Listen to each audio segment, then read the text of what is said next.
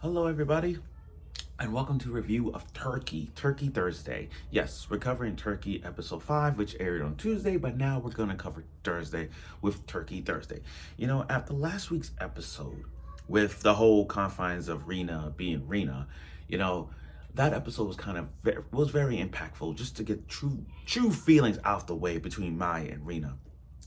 And Rena, being that she was a hard headed girl at the time, I think it's time for everybody to say we forgive Rena for what she did.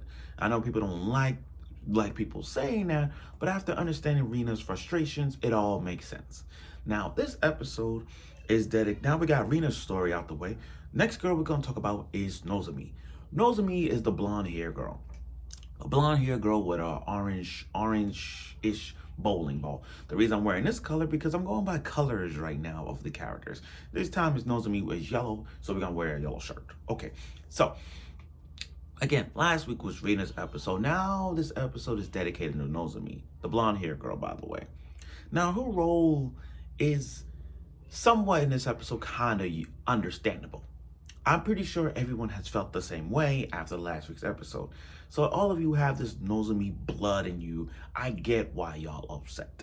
And in this episode, there's, like I said, when it comes to characters like her and everybody else in these episodes, we're going to see a sign of development in many ways. So without further ado, let's get right to the review. Also, I'm working on a huge project for Anime NYC. Yes, I'm going to be at Anime NYC with my anime hot takes once again and in my top 5. So get ready for the ride of your life. So without further, like I said, but let's get right to it, the review of this show. Okay, so everything's back to normal. The storm is gone. Well, the reenactment is gone now. Now we're covering Nozomi's story. Now the whole thing is how to get back home. Because again, this is all referring to last week because everyone's still mad about what happened. And Nozomi is one of them.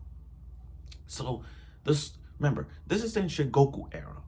People think like, okay, we're gonna get a storm, but the storm don't really happen once a year. So they have to wait another year for the storm. So they gotta do another reenactment. And now to say, okay, here's what we're gonna do.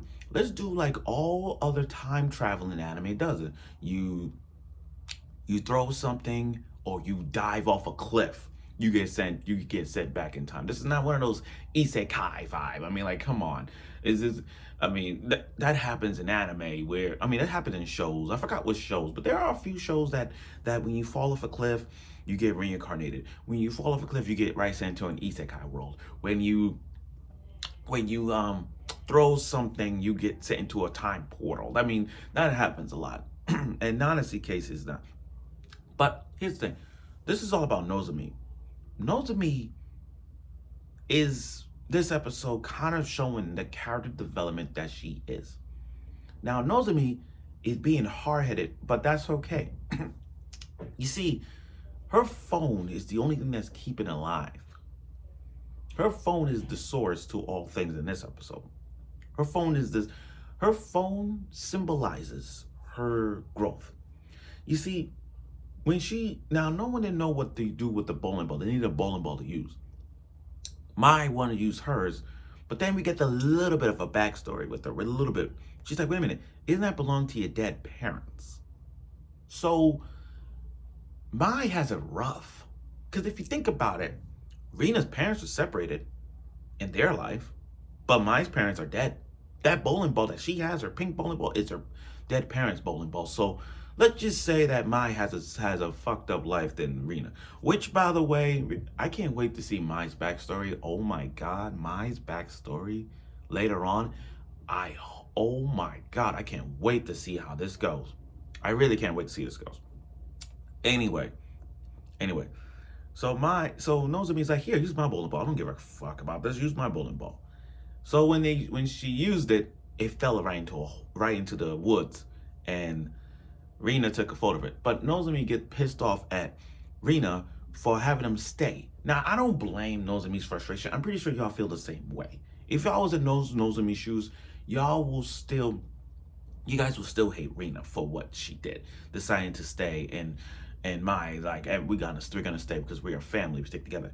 Now, in Nozomi's case, I'm pretty sure you guys really, really, really, really, really want to go home, and I understand. I'm not throwing that. I mean, I get it. You're stuck in the Shogoku era. You really, really, really want to go home because your parents are worried about you and all that stuff. You want to get back to your normal life. I get that. I get that. Okay.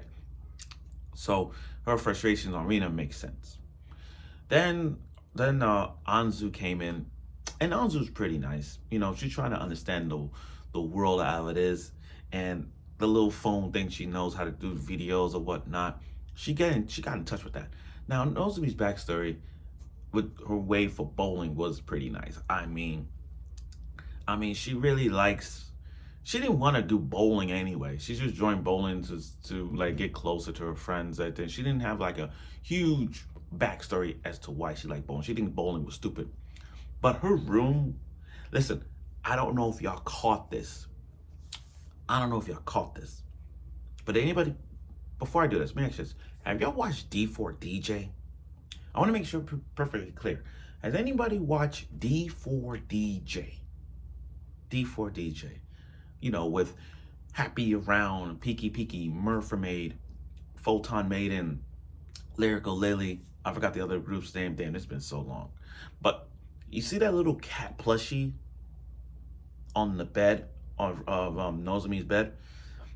That's a D4DJ reference. And I don't know if y'all noticed, but I'm not sure the EN has it. But in the JP version of D4DJ, they did a collaboration with the Turkey characters. So D4DJ and Turkey got a collaboration going on, and that makes sense to have that little cat plushie around it because it's great.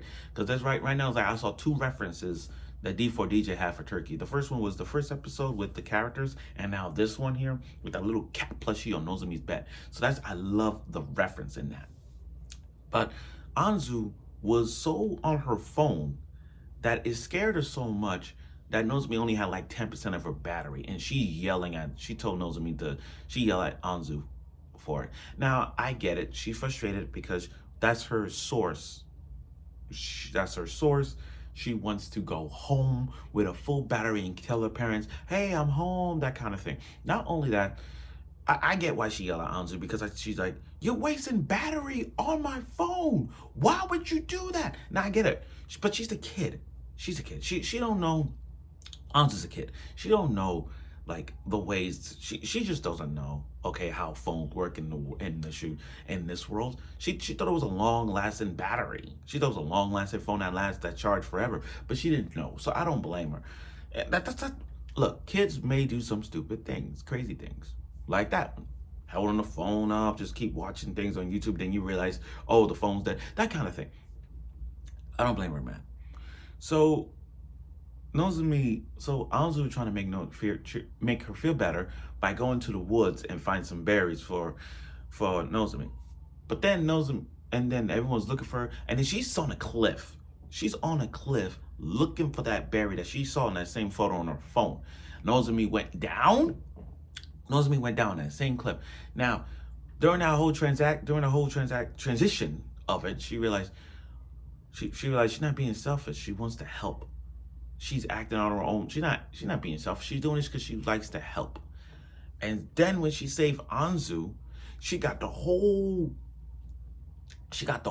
these pack of wolves were gonna come in and devour Anzu and Nozomi. But I didn't stop Nozomi because I like how Mai brought up, you have a friend. You have a little friend with you. And it's not Anzu, it's your bowling ball. Your bowling ball is your little friend that will help you. And then Nozomi used that bowling ball and whoosh, used it to her advantage to avoid the wolves and ran off. And you know, I love it. And then this is what we call character development. They were trying to find Anzu and Nozomi, and then in her last breath, her last phone percentage, her last 5% chance or 5% battery, she used it to as a flashlight to help them find where they at. I love it. See, that shows you character growth right there. That is character development. And then the next day, Narina sat down to Nozomi and she apologized. Because if we go back in this episode, she didn't want to sit next to Nozomi. But now that Rina sat next to Nozomi and apologized, and Nozomi accepted it, it shows you just how touching that Nozomi cares about people and not herself.